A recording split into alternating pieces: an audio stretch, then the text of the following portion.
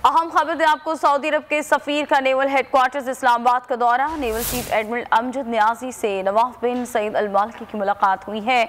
इस मुलाकात के बारे में मजीद जान लेते हैं। नुमाइंदा खुसूसी बोल न्यूज़ मंसूर अहमद हमारे साथ लाइन पर मौजूद हैं। जी अहमद मंसूर, आगाह कीजिएगा।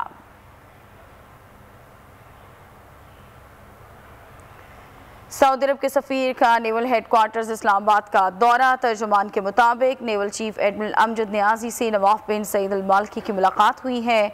बाहमी दिलचस्पी दो तरफ़ा बहरी ताउन के मज़ीद फ़रोग़ पर तबादला ख्याल किया गया है।